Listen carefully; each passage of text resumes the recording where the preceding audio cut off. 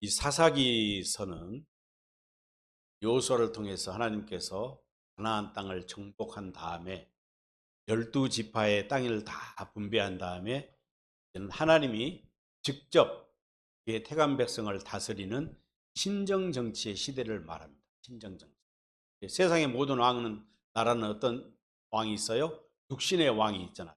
그런데 이 사사시대는 여호와 하나님께서 친히 그 백성의 왕이 되시겠다 그 말이에요. 육신의 왕이 필요가 없다는 것이에요. 중재자가 필요 없다는 거예요.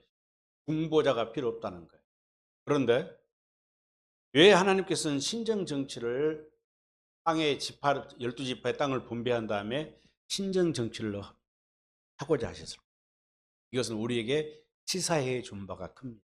왜냐하면 장차 하나님의 영원한 창조 창세 이전의 영원한 비밀의 계획이 뭡니까?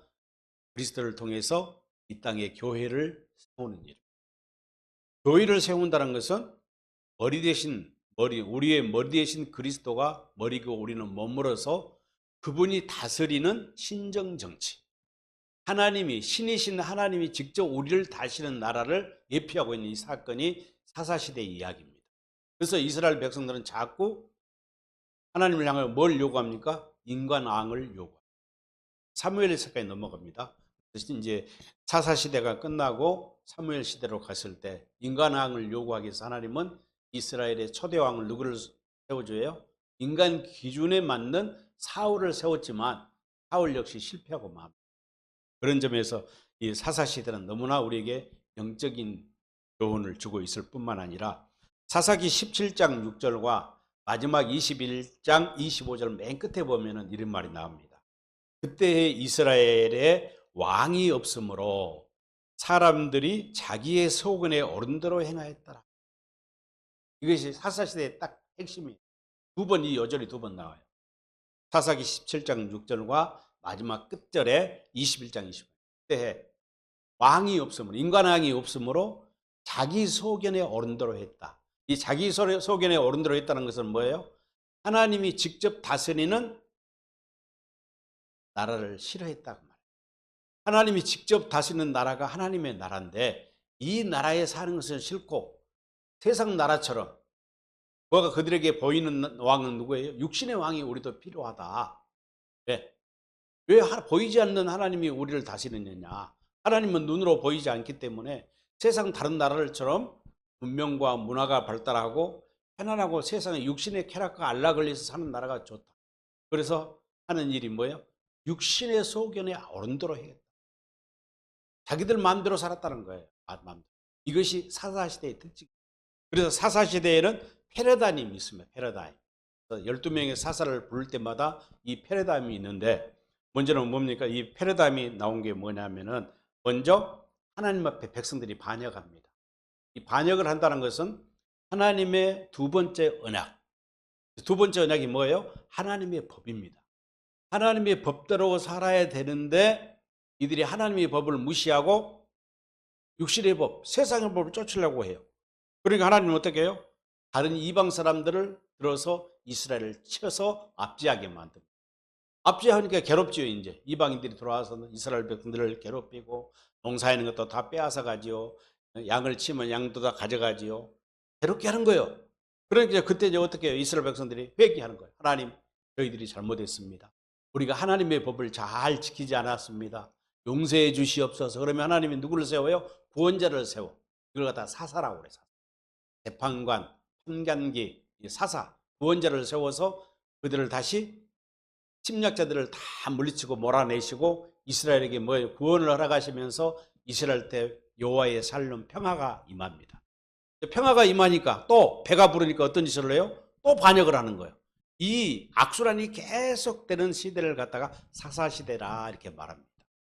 사사가 소개될 때마다 그런 이야기들이 계속 나옵니다. 오늘 이 기드온이 사사로 나올 때도 똑같은 이야기예요. 6장 1절을 한번 보시면 6장 1절을 한번 보시겠습니다. 이스라엘 자손이 또 여호와의 목전에 악을 행함으로 여호와께서 7년 동안 그들을 미디안의 손에 넘겨주셨다. 이게 반복되는 계속 7년 동안을 미디안의 압조 속에 살게 만든 거예요. 얼마나 괴롭겠어요. 그런 이야기들이 이제 계속 나옵니다. 미디안들이 이스라엘 백성이 농사지으면 다 빼앗아 가지요. 추수할 때 기다렸다가 가져가지요. 양털도 깎아놓으면 빼앗아 가지요. 다 빼앗아 그런 거예요. 그래서 이 미디안이 누구냐면 미디안이 요아스의 아들인데 6장 11절에 보면 이런 말이 납니다. 여호와의 사자가 아비에셀 사람 요아스에게 속한 오브라에 이르러 상소리 나무 아래 앉으니라. 마침 요아스의 아들 기드온이, 오늘 주인공 기드온입니다. 가사 기드온이 미디안 사람에게 알리지 아니하려 하며 밀을 포도주 틀에서 타작하였다. 왜? 사람들이 보는 앞에서 밀을 추수해서 타작하면 누가 다 뺏어가요? 미디안 사람이 뺏어가기 때문에 포도주 틀에서 숨어서 지금 타작을 하고 있어요. 그때 이 하나님의 사자, 여호와의 사자가 이 12절에 보면 기드온에게 나타납니다. 근데 기드온이 뭐라고 그래요? 큰 용사요. 위대한 장사요. 장수요. 이렇게 이제 소개됩니다. 큰 용사요. 여호와께서 너와 함께 계시도다. 할렐루야. 기드온은 어떤 사람이에요? 겁쟁이요. 겁쟁이. 소심한 사람.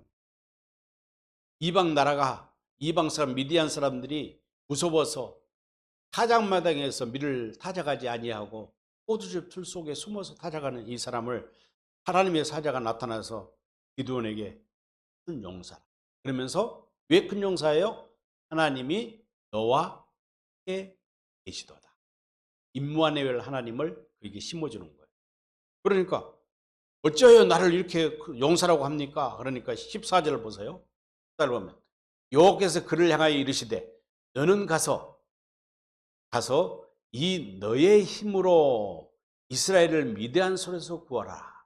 이 너의 힘으로 너는 가서 너의 힘으로 이스라엘 미디안에서 구원하라. 내가 너를 보낸 것이 아니냐. 네 힘으로 구하라 했지만 실제로 누구의 힘으로요? 하나님의 힘으로. 다른 번역본에 보면 하나님의 힘으로 그렇게 되어 있습니다. 기드온이 또 뭐라 합니까? 보소서 나는 그 다음 주 15절에 보면 나는 므낫세 중에서 극히 약하고 나는 내 아버지의 가장 작은 자입니다. 어떻게 나에게 이런 일을 하라 합니까? 거부를 해요. 거부를 합니다. 그래서 여러 가지 하나님이 이제 표적을 보여주고 난 다음에 요 하나님께서 뭐라고 하냐면은 요아스에게 이제 명령을 내리죠. 명령을 내립니다. 명령을 내리면서 27절 한번 보시고.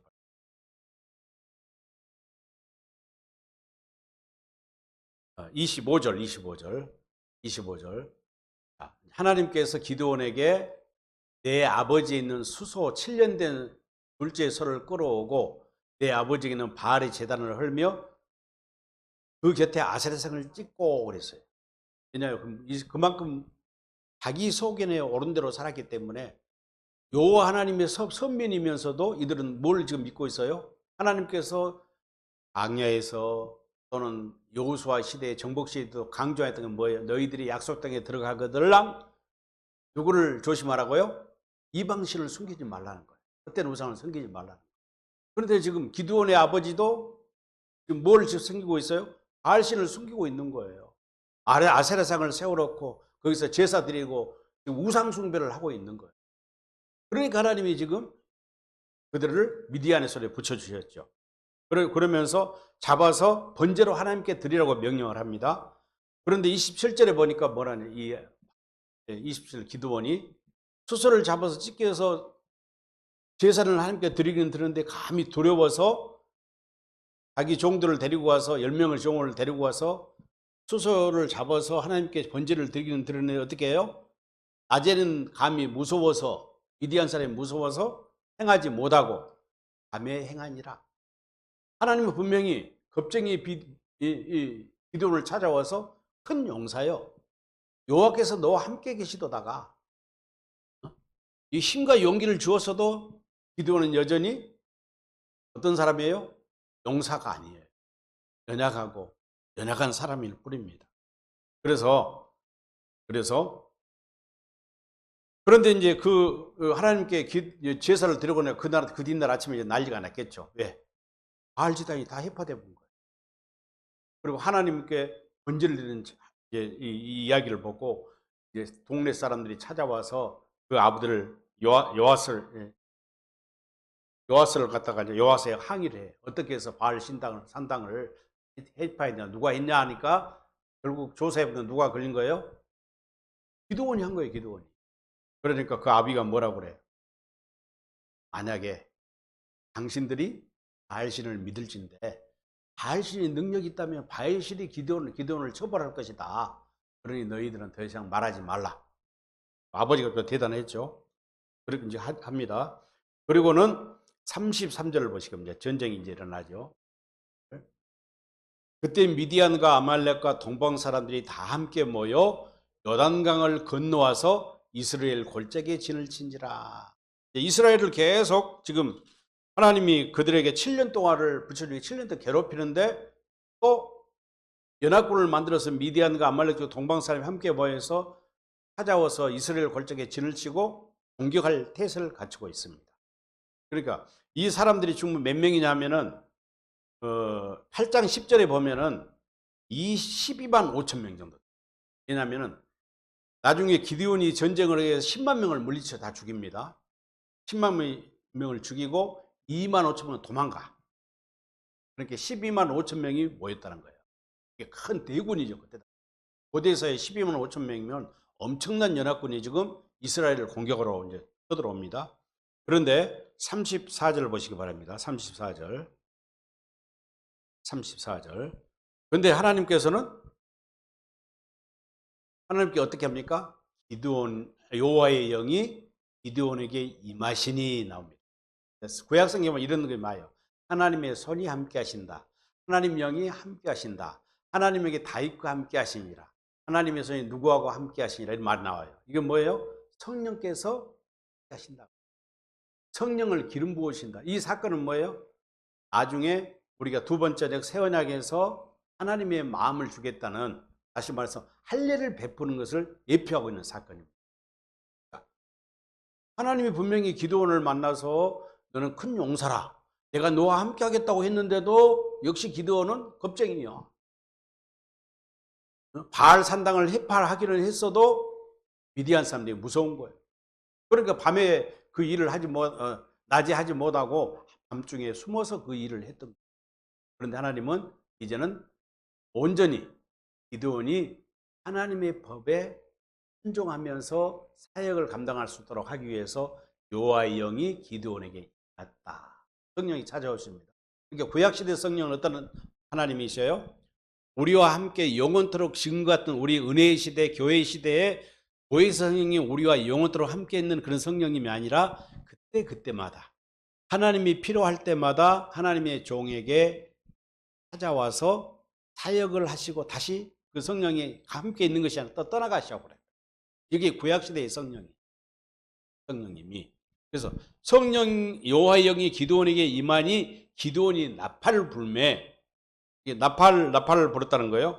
나팔을 부니까 이제 나팔을 보니까 민수기 10장 1절에 보면은 뭐라 했냐면 은나팔 2개를 만들어서 회중을 모을 때 또 회중이 또 출발할 때, 행군을 시작할 때 나팔을 불어라 그랬어요. 이 나팔이라는 것은 결국은 하나님의 음성을 들어라, 하나님의 명령에 순종이라는 의미. 나팔을 부니까 아비에셀이 그 뒤를 따라 부름을 받았다. 이 말은 뭐예요? 그 족속이 아비에셀 족속인데 이 사람들이 전쟁에 참여하러 나온다 이 말이에요. 나온다 그 말이죠. 나온다는 것을 말합니다. 그래서 이제 양털이 어쩌고 이제 그런 표적은 이제 생략하겠습니다. 17장 1절, 오늘 본문 7장 1절을 이제 다시 한번 봅니다. 7장 1절에 보면은 7장 1절을 보면은 여룻바알이라 하는 기드온과 그를 따르는 모든 백성이 일찍이 일어나 하루셈 곁에 진을 치고 미디안의 진영은 그들의 북쪽이요 모래산 앞에 있었더라. 전쟁을 하기 위해서 지금 진쳤습니다. 그렇게 기드온이 나팔을 부니까 전쟁으로 이스라엘 백성 나왔어요. 나온 사람이 총 몇 명입니까? 32,000명이 나와요. 32,000. 여러분 생각해 보세요. 32,000명과 125,000명의 전쟁하면 누가 이길까요? 그렇죠. 32,000명으로 12만 5천 명을 이긴다는 것은 불가능해요. 또 더군다나 이스라엘은 말이 군인이지 군대가 아니에요. 이건 오합지졸이에요. 지금 정복 전쟁을 끝났는데 좀 하나님의 은혜로 가나안 땅을 가나안 7부족을 몰아내고 정복으로 차지한 땅이지, 그들이 무기가 있고 뭐 군사력이 강해서 전쟁을 해서 가나안 땅을 정복한 건 아니에요. 모든 것이 누가 하셨어요? 하나님이 용사되셔서 하나님이 싸워서 이기게 한 것이지. 그러나 아말렉과 이 연합군들은 세상에서 능한 전사들이에요. 전사. 용병들이 12만 5천 명이고 기드온이 나팔을 보니까 백성들이 전쟁하겠다고 자원에서 나온 사람이 3만 2천 명. 마치 베라논과 바위의 싸움, 다윗과 골리앗의 싸움과 똑같은 현상입니다. 그런데 이렇게 사람이 나왔는데 2절에 보니까 하나님께서 기드온에게 말씀하십니다. 2절 보세요. 너를 따르는 백성이 너무 많다. 우리 인간의 생각은 전혀 다른 거예요. 하나님의 생각은, 기드온은 어쩌면 자기가 여호와 이름으로 나팔을 부니까 3만 2천 명이 자원에서 나온 것도 대단한 일이지만 이게 자기 마음에 맞아요, 안 맞아요? 맞을 수가 없어요. 왜? 적군은 지금 메뚜기처럼 2만 5천 명이 큰 대적이 지금 자기들을 삼키려고 진을 치고 있는데 겨우 3만 2천 그 전쟁을 하러 가는데 하나님이 뭐라고 그래요? 너를 따르는 백성이 너무 많다. 너무 많다. 여기서 우리가 잘 생각해. 사람은, 그러니까 아까 사사시대 요절이 있다겠죠. 17장 6절과 21장 25절에 그때 이스라엘의 왕이 없으므로 사람이 각기 자기 소견에 옳은 대로 행하였다라는 말씀을, 우리는 이 말씀을 잘 기억하면서 사사기를 읽고 설교를 꼭 자기 마음대로, 자기를 만들어 산다는 뭐예요? 소욕. 인간의 생각, 자기 뜻대로 또는 자기를 위하여 사는 세상이었다. 이것은 뭐예요? 결국은 우상 숭배. 하나님이 아닌 다른 세상 것을 믿고 산다고 말해요. 그들은 스스로 하나님이 다스리는 신정정치, 하나님의 나라를 포기하고 세상 나라를 선택하고자 하는 사람들. 그 세상 나라는 뭐예요? 자기 마음대로 사는 거예요. 하나님의 법을 따르지 않아. 저는 행위의 법을 쫓아가. 행위의 법을 쫓아가. 자기의 법을 쫓아가는 것이 아니라 행위의 법을 쫓아가요. 우리가 여러분들이 잘 아는 대로 행위의 법을 쫓아가기 때문에 이 사람들이 실패할까요? 안 할까요? 실패할 수밖에 없어요. 할 수밖에. 그런데 하나님은 뭐라고 하느냐? 너를 따르는 백성이 너무 많다. 이렇게 많은 3만 2천 명을 데리고 네가 전쟁에 나간다면은 네 손에 미디안 사람을 넘겨주지 아니하리라. 손에 붙여주지 아니하리라. 이건 전쟁 용어입니다. 구약성경에 나타난 특이한 단어들이 바로 너를 네 손에 넘겨주리라. 네 손에 붙여주리라. 이게 이제 전쟁 용어. 이 말은 뭐냐? 하나님이 친히 전사가 되어서 너를 대신해서 네 민족을 위해서 대신해 싸우겠다 이 말이에요.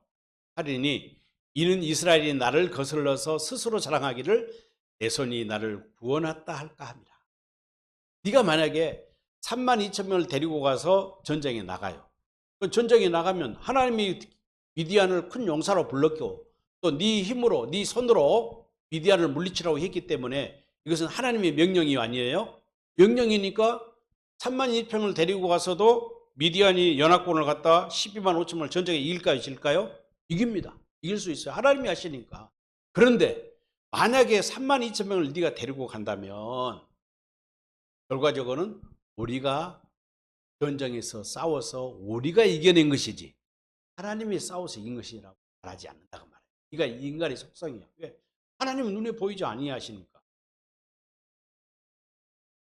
우리도 그렇잖아요.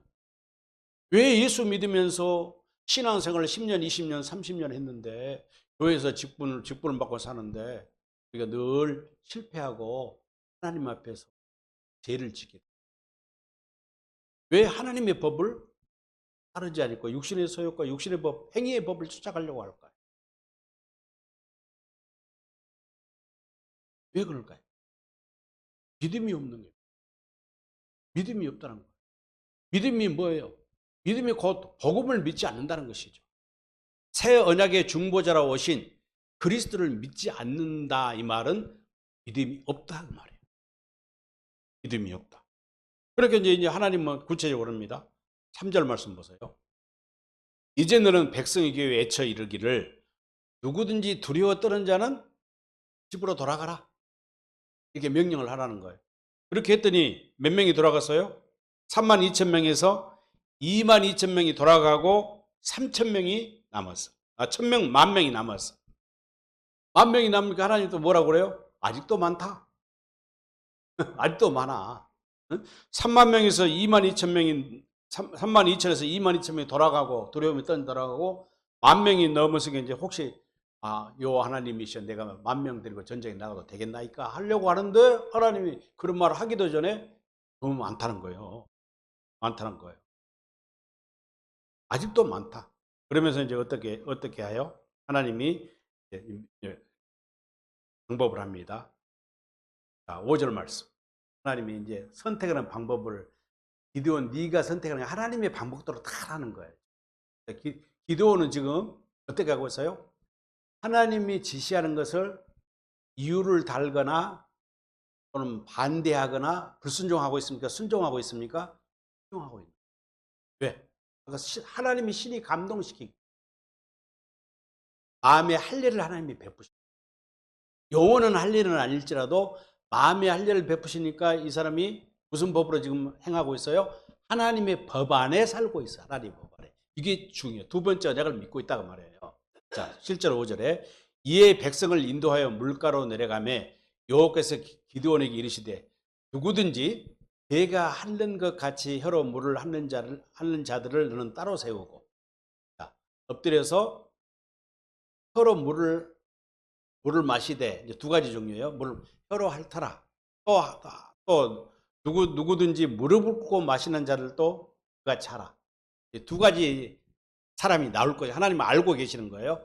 그 방법대로 했더니 자, 손으로 물을 움켜대고 개처럼 물을 핥는 사람이 몇 명이 있어요? 300명. 나머지는 결국 뭐예요? 9,700명은 엎드려서 물을 마셔요. 그러니까 하나님은 9,700명을 보내고 300명만. 그러니까 옛날에 내가 형신 때도 들었지만 목사님도 설교하면 그러더라고요. 이 300만을 선택한 이유는 뭐야? 개처럼 손으로 물을 마시는 것은 경계심을 보고 앞을 쳐다보고 원수광고 안 오고 쳐다봤기 때문에 하나님이 선택했다고 그렇게 이야기해요. 그 말도 안 되는 소리예요. 예, 지금도 그 생생히 그런 기억들이 나도 그렇게 생각했어요. 그건 아니에요. 하나님이 뭐예요? 오늘 설교 제목이 뭡니까? 덧셈보다 뺄셈을 원하시는 하나님. 우리 인간은 자꾸 더 하려고 그래. 하나님의 이것도 더 주세요. 저것도 더 주세요. 근데 오늘 기도원을 보세요. 하나님에게 계속 뭘 요구하고 있습니까? 빼기, 뺄셈을 요구하고 있어요. 그런데 기도원은 지금 덧셈을 행여나 우리가 이 말씀 속에 보면은 덧셈을 요구하는 전혀 하지 않고 있습니다. 하나님이 뺄셈을 요구할 때 온전히 순종해요. 이 말은 무슨 말이에요?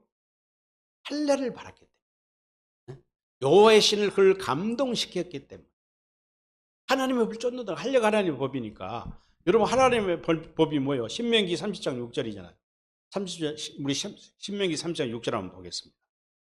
이게 너무나 잘 아는 말씀이에요.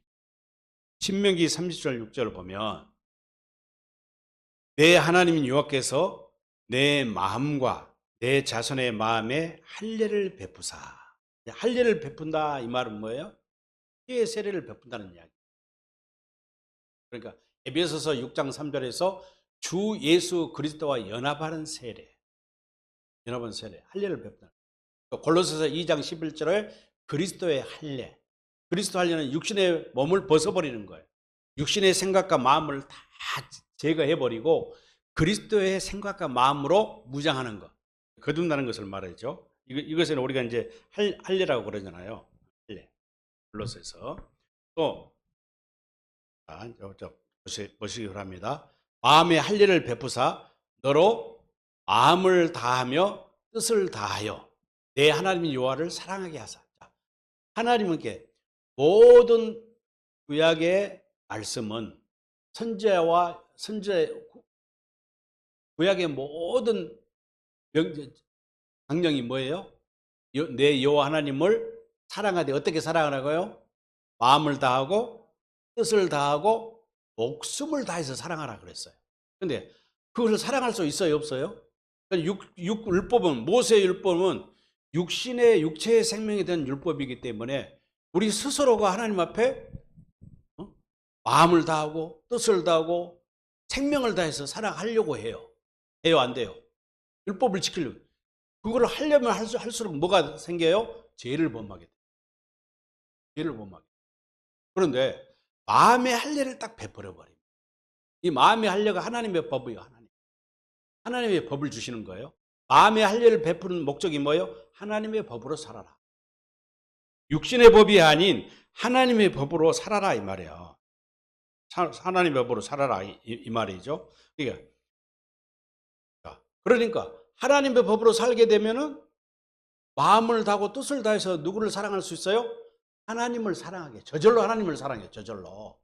다른 번역본은 하나님을 사랑하고 하나님 앞에 순종할 수 있게 된다. 그리고 하사 내게 뭘 준다고요? 생명을 얻게 하실 것이다. 생명. 하나님의 생명. 생명이란 것은 똑같은 거예요. 하나님의 이름이 생명이고 하나님의 마음이 생명이고 교회를 되어 산다. 천국 되어서 같은 말이에요. 생명을 산다. 그 다음 절이요. 다음 절. 내 하나님 여호와께서 내 적군과 너를 미워하고 핍박하던 자에게 이 모든 저주를 내리게 하시리니 8절. 너는 돌아와 다시 여호와의 말씀을 청종하고 내가 오늘 내게 명령하는 모든 명령을 행할 것이라. 9절. 내가 내 하나님 여호와의 말씀을 청종하여 이 율법책에 기록된 그의 명령과 규례를 지키고 내 마음을 다하며 뜻을 다하여 여호와 내 하나님께 돌아오면 10절. 내 하나님 여호와께서 내 손으로 하는 모든 일과 내 몸의 소생과 내 가축의 새끼와 내 토지 소산을 많게 하시고 내게 복을 주되 곧 여호와께서 내 조상을 기뻐하신 것 같이 너를 다시 기뻐하사 내게 복을 주리라. 할렐루야. 이것을 잘하면 뭘 준다고요? 복을 준다는 거예요. 이게 마음의 할례. 이게 하나님의 법으로 살면 하나님이 뭘 주겠다? 복을 주겠다는 것이죠. 여기서 이제 물질의 복이 이제 돼 있는 것 같지만 실제는 영적 축복을 말하는 것이죠. 자, 그래서 이제 기드온에게 하나님이 이제 말씀합니다. 300만 데리고 전쟁에 임하라는 거예요.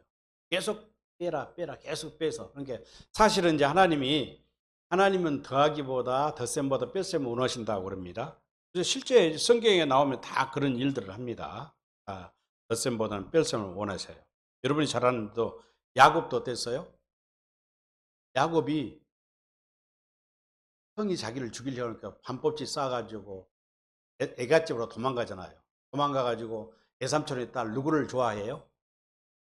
라헬을 좋아하게 돼요. 그래서 7년 동안을 하루처럼 살았다 그랬어요. 7년 후에 딸을 아내로 라반이가 삼촌이 준다고 그러니까 7년을 하루같이 살았어. 근데 첫날 밤 결혼식하고 첫날 밤에 잠자고 이러니까 누가 옆에 누워있는 거예요? 레아가 들어있는 거예요. 이거 보세요. 이때도 하나님을 야곱에게 마이너스로 하는. 야곱의 생각은 이쁜 라헬을 데리고 살려고 했지만은 하나님의 그건 달라요. 지가 좋아하지 않았던 그 언니를 먼저 아내로 취함으로써 언약에 예수 그리스도의 조장인 유다 지파가 누구에게서 나와요? 라헬에게서 나온 건 레아에게서 나옵니다. 그러니까 자제 마이너스 뺄셈을 원하신다고 하면 요셉도 마찬가지. 요셉도 애굽으로 종으로 팔려가지고 보디발의 집에 가게 됐잖아요. 하나님이 함께하사 요셉이라는 보디발이 복을 받게 돼. 그런데 무슨 유혹이 나타나요? 보디발 아내가 요셉을 유혹하잖아요. 일반적인 이게 요셉이가 믿음이 없고 하나님의 말씀대로 하나님이 함께하지 않았다면 요셉은 세상의 출세와 세상의 안위를 위해서 더 많은 것을 갖고자 했을 거예요. 보디발 안 해도 갖고자 했을 거예요. 그런데 뭐예요? 내가 하나님 앞에 죄를 지을 수 포기해요. 포기. 다윗도 마찬가지. 다윗도 하나님이 기름 부어서 왕으로 기름 세웠지만은 전쟁에 나가서 승승장구했지만 자기 왕의 사위까지 됐어요. 그렇잖아요. 사울 왕의 가장 큰 용사가 됐지만은 그를 핍박하고 죽이려고 합니다. 10년 세월 넘게 도망 다녀요. 그래도 하나님이 그를 죽일 수 있는 기회를 줘도 죽여야 안 죽여요? 여호와 하나님의 기름 부은 자는 나는 죽일 수 없어요. 사울 왕과 그 아들이 다 죽고 자기가 다 유다 왕국의 왕이 되고 이스라엘 통일왕국이 되어서 다윗은 어떻게 합니까? 세상 것을 하려고 하죠. 뺄세만.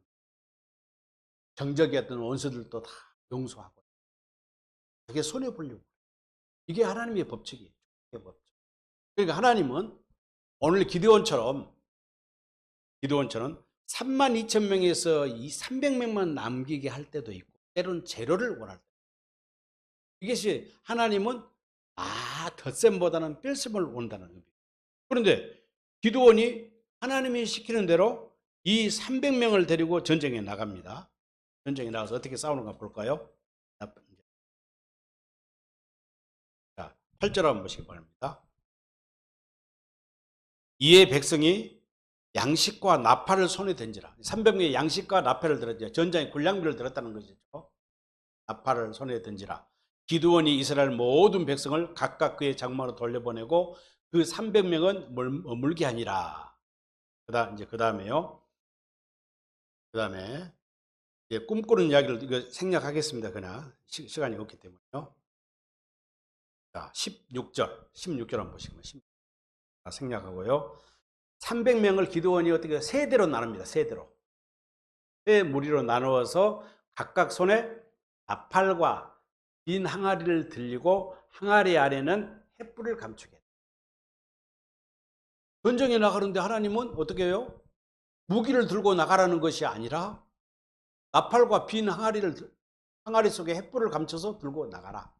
그리고 하나님이 치라고 명령을 하면은 기드온의 칼이요, 여호와의 칼이요, 소리만 지르라는 거예요. 소리만 지르라.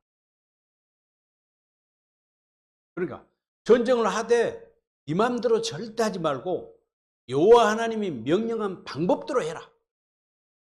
그러니까 하나님의 방법대로 하는 것이 뭐예요? 하나님의 법을 지키는 거예요.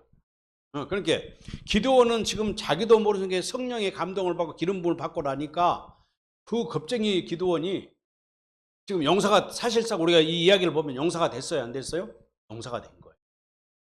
하나님의 법으로 지금 행하고 있는 거예요, 철저하게. 그러면서 나팔은 아까 뭐예요? 백성들을 부를 때나 모이게 할 때나 나아가게 할 때 쓰는 나팔이에요. 하나님 만들었기 때문에 나팔은 하나님의 명령을 전달하는 도구예요. 그럼 항아리는 뭐예요? 항아리는 왜 항아리 속에 횃불을 감추라고 했을까? 항아리 속에 횃불을 감추라고 했어요.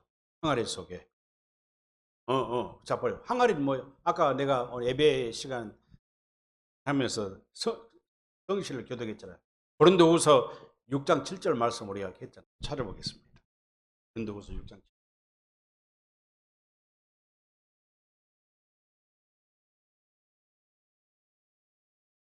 고린도후서 6장 7절. 4장이죠. 4장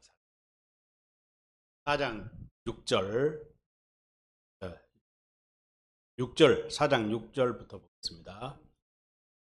어두운 데 빛이 비치라 말씀하셨던 그 하나님께서 예수 그리스도의 얼굴에 있는 하나님의 영광을 아는 빛을, 생명의 빛이죠, 우리 마음에 비춰주셨다. 우리 마음속에 비춰주시는 거예요. 생명의 빛으로 우리 안에 부활하신 주님이 찾아오셨다고 말해요. 찾아오신 거. 6, 7절이요. 우리가 그 보배를, 그 생명의 빛이 하나님의 생명이잖아요. 생명의 빛이, 영생의 빛이 보배를 질그릇에 가져신, 이 말은 말이에요. 여기서 우리와 질그릇은 동격이에요. 성도된 우리를, 사도 바울은 성도된 우리를 질그릇으로, 튼튼한 옹기그릇도 아니고 옹기그릇이 아니겠다. 이것도 새 그릇도 아니고 금그릇도 아니고 은그릇도 돈그릇도 아니다 이 말이죠. 예, 가졌으니 힘이 큰 능력은 하나님께 있다. 그릇은 볼품 없다는 게 가격도 없고 볼품도 없고 깨지기 쉽고 우리에게 있지 아니하면 알게 하려 합니다. 이게 뭐예요? 우리 인간은 연약한 질그릇 같은 존재. 그런데 이 질그릇도 우리 안에 생명의 빛 대신 주님이 임하시면은 우리가 뭐가 돼요? 힘이 큰 능력을 갖게 된다 이 말이에요. 8절 8절. 그러므로 질그릇같이 연약하고 보잘것없고 악하고 깨질 수 있지만 우리가 사방으로 우겨쌈을 당하여도 쌓이지 아니하고 답답한 일을 당하여도 낙심하지 아니하며 9절 박해를 받아도 버림받지 아니하며 거꾸로됨을 당하여도 망하지 아니하고 10절 우리가 항상 예수의 죽음을 몸에 짊어지며 예수의 대속을 이야기하는 것이죠. 십자가 예수의 생명이 또한 우리 몸에 나타나게 한다. 생명을 나타나요. 자, 항아리를 깨뜨려서 항아리 속에 뭐가 숨겼어요? 횃불이요. 횃불은 뭘 말하냐? 생명의 빛을 말하는 거예요. 그 빛을 나타내라고 말이에요. 지금 하나님 여호와 하나님께서 기드온의 전쟁하는 방법 중에서 항아리를 깨뜨리고 뿔을 나타내. 어두운 밤이니까 지금 기습을 하잖아요. 때때로 나눠서 기습을 합니다. 그러니까 그들을 급습하게 돼. 급습하게 됩니다. 항아리를 깨뜨려라. 이제 오늘 본문제 16절 봅니다. 7장 16절. 300명을 세대로 나누고 각 손에 나팔과 빈 항아리를 들고 항아리에 횃불을 감추게 하고 그들에게 이르되 너는 나만 보고 내가 하는 대로 하라. 내가 그 진영 근처에 이르러서 내가 하는 대로 너희도 그리하여 나와 나를 따르는 자가 다 나팔을 불거든 너희도 모든 진영 주위에서 나팔을 불며 이르기를 여호와를 위하여 기드온을 위하라 찬양하라 그 말에 나팔을 불라 그래서 하나님을 여호와를 찬양. 모든 전쟁은 여호와께 속한 것이니 하나님이 우리 대적인 미디안을 6년 7년 동안 우리를 괴롭히는 좋은 시를 물리쳐 주실 것이다. 선포하라고 말이에요. 지금 외치라고 말이죠. 그리고 이제 19절에 기드온과 그와 함께한 한 100명이 또 따로따로 이제 따로따로 세 때를 나누었죠. 그 끝에 보면 19절 마지막 보면은 교대한 때라 즉 파수꾼들을 교대한 때라 그들이 나팔을 불며 그랬습니다. 나팔을 불며 손에 갇힌 항아리를 부수니까 뭐가 나타나요? 횃불이 나타나. 여기서 부순다는 것은 우리 자아를 깨뜨린다고 말이에요. 우리 자아를 깨뜨려야 누가 살아요? 이 안에 그리스도가 사니까. 맞잖아요. 내가 자아를 깨뜨리지 않느냐 하면은 절대 하나님의 법이 내 안에 역사할 수 없어요. 아까 할례 우리가 할례 받을 때 할례를 받아보면 되거든요. 그러니까 두 번째 할례는 두 번째 언약은 두 번째 할례의 가장 중요한 새 언약의 가장 중요한 핵심은 뭐예요? 마음의 할례를 받아야 된다고 말이에요. 그리스도와 연합한 세례를 받아야 한다는 거예요. 주 예수의 세례를 받아야만이 우리가 어떻게 되는 거예요? 그리스도를 옷 입게 돼요. 다시 그리스도를 옷 입는다는 말은 그리스도 안에 들어가게 된다고 말이에요. 그리스도 안에 산다. 천국 되어 산다. 교회 되어 산다 이 말이에요. 이것이 그러니까 가장 중요한 핵심은 뭐예요? 할례 언약이 할례. 두 번째 언약은 핵심은 할례. 신명기서 에레미야서 31장 31절에서 하나님의 법을 우리 마음에 새겨주고 하나님의 생각을 우리의 생각과 마음을 하나님의 생각과 마음을 바꿔주는 것이 할례잖아요. 이 말은 뭐예요? 육신의 법으로 살던 우리가 행위의 법으로 살던 우리를 하나님의 법으로 살도록 해줘요. 할례. 그래서 고린도후서 1장 22절에는 뭐라겠어요? 우리가 하나님의 것이라는 것을 도장을 찍어버려요. 이게 할례, 세례, 성령 세례, 피의 세례 같은 말입니다. 도장을 찍었는데 그 보증으로 뭘 우리에게 주신다고요? 성령을 우리 마음 가운데 보내주신다고 말이에요. 그래서 성령으로 보내주니까 고린도후서 5장 10절에서 우리를 뭐라고 했어요? 새로운 피조물이 되어버려. 새로운 피조물. 새로운 피조물이 되니까 이제는 우리가 옛날에는 무슨 법을 따라 했어요? 행위의 법을 쫓아 살았어. 행위의 법. 로마서 3장에서 행위의 법을 쫓아 살았는데 이제는 믿음의 법을 쫓아 살아. 로마서 8장 2절에 말하면 예수 그리스도 안에 있는 생명의 성령의 법 안에서 우리가 살게 된다고 말해요. 이것이 완전히 바꿔지는 거예요. 그래서 우리를 깨뜨리고 우리가 덧셈이 아니라 뺄셈을 하게 된다 이 말은 로마서 3장 27절에서 말한 행위의 법이 아닌 믿음의 법으로 누구처럼? 믿음의 조상인 아브라함처럼 믿음의 법으로 살기 때문에 아브라함과 함께 복을 받아. 하나님 약속하신 복을. 그래서 우리가 그래서 이걸 가지고 제자의 원리라고 하죠. 주님의 제자가 되려면 뭐라고 그랬어요? 주님의 제자가 되려면은 자기를 부인하고 자기 십자가를 지라는 거예요. 포기하라는 거예요. 포기. 그러니까 나를 깨뜨린다. 내가 뺄셈을 한다면 나를 어떻게 해요? 버린다는 거예요. 우리가 씨 뿌린 자 비유, 마태복음 13장에 또 누가복음 8장 9절로 15절에 씨 뿌린 자 비유가 나오잖아요. 거기에 보면은 자기 부인이 필요해요. 자, 길가와 같은 밭, 돌짝 같은 밭, 가시덤불 같은 밭, 옥토밭이 있잖아요.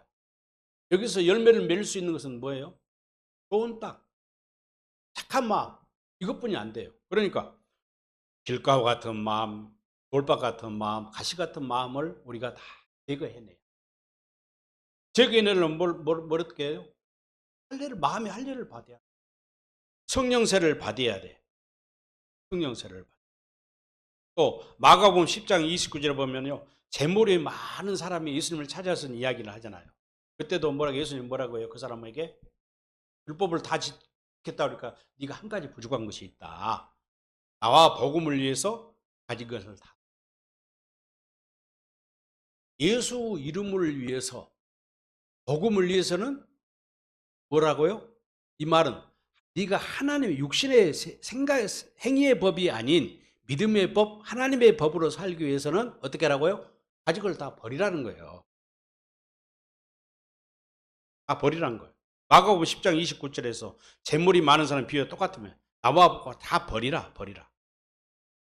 또 마태복음 19장 21절에 부자 청년의 비유에서 네 소유를 팔아서 가난한 자에게 나눠 주어 버려라. 세상 것을 소유하지 마. 육신의 소유욕이 필요가 없다. 그리고 버리고 나서 내 제자가 되라는 거예요. 이게 뭐예요? 뺄셈을 계속 주님은 우리에게. 그래서 마지막으로 사도 바울은 고린도후서 12장 7절에서요. 고린도후서 12장 7절 마지막으로 보겠습니다.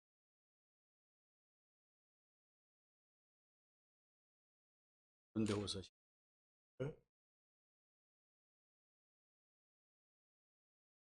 1절. 네, 그렇죠. 자, 앞에 이제 1장에 이제 12장 1절에 보면 사도 바울이 환상을 보고 3층짜리 하나님 나라에 들어가서 말할 수 없는 환상을 본 이야기를 한 다음에 이 이야기예요. 여러 계시를 받은 것이 지극히 크므로 너무 자만하지 않게 하시려고 내 육체의 가시 사단의 사자를 쥐었으니 이는 나를 쳐서 너무 자만하지 않게 하려. 사단의 가시를 뭐라고 그랬어요? 전설에 보면 안질. 사도 바울이 눈이 안 좋았나 봐요. 안질이 있어가지고 하나님께 3번이나 기도했어요. 이 눈 밝게 좀 해달라고. 그러니까 하나님이 눈을 고쳐줘서 안 고쳐줬어요? 제 가시를 하나님이 거부하셔. 8절 9절 한번 보세요. 9절. 나에게 이르시기를 주님이 사도 바울의 고백입니다. 부활하신 주님이 내 은혜가 내게 족하다. 누구 은혜가? 그리스도께서 너에게 주신 하나님 은혜가 네게 족하다. 눈에 가시가 있다고 안질이 있어 눈에 잘 안 보이고 눈이 나쁘다고 그거 갖고 따지지 말라고 말이야. 네가 받은 은혜는 너무나 크다는 것이죠. 이는 내 능력이 약한 데서 온전하신. 하나님의 능력은 우리가 강하고 우리가 똑똑하고 잘났을 때 역사가 되어야죠? 안 된다 이 말이에요. 약할 때 하나님의 느낀 능력이 나타나. 모든 믿음의 선진들이 그러잖아요. 그러므로 도리어 크게 기뻐함으로 나의 여러 약한 것들에 대하여 자랑하리니 이는 그리스도의 능력이 내게 머물게 하려 합니다. 우리 세 번역 성경 한번 보세요. 세 번역으로. 네. 내 은혜가 내게 족하다. 내 능력은 약한 데서 완전하게 된다. 그러므로 그리스도의 능력이 내게 머물게 하기 위하여 나는 더욱더 기쁜 마음으로 내 약점들을 자랑한다. 그 약점이 그 다음 절에 10절에 나와요. 약점이 뭐예요? 병약함. 몸이 약해요. 병들어 시들시들하고 늘 아프고 고통스러워 병이 있어. 건강하면 얼마나 좋아요. 여러분 혹시 병들어서 고생한다고 너무 하나님 원망하지 마세요. 그 약함이요. 내가 지금 몸이 약할수록 내게서 하나님의 능력이 강하게 나타난다고 말해요. 모욕을 당하고 가난하고 박해를 당하고 여러 가지 어려운 일을 당한 것을 그래서 어떻게 한다고요? 기뻐해야 한다. 내가 약할 때 그때에 오히려 내가 약할 그때에 오히려 내가 강하게 된다. 누가 강해 주시는 거예요? 주님이 내 안에 사시. 주님이 내 안에 사시. 그래서 갈라디아서 2장 20절에 그랬잖아요. 이제는 내가 산 것 아니요? 내 안에 누가 살아요? 그리스도가 사는 거예요. 약할 때 강함을 주신 하나님 찬양한 것 같습니다.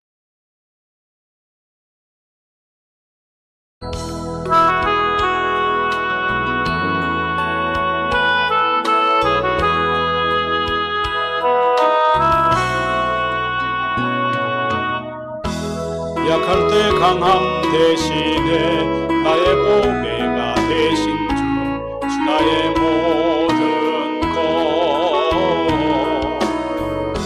주 안에 있는 보물을 나는 포기할 수 없네 주 나의 모든 것 예수 어린 양 존귀한 이름 예수 어린 양 존귀한 이름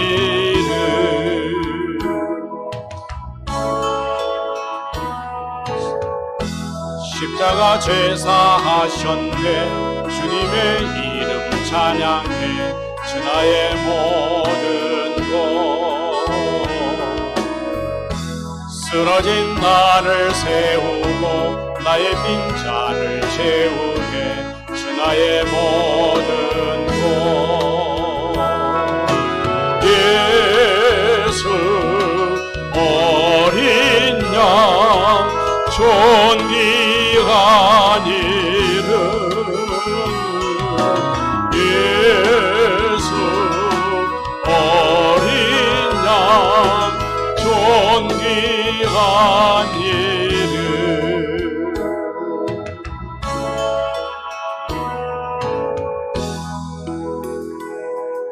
하나님 감사합니다.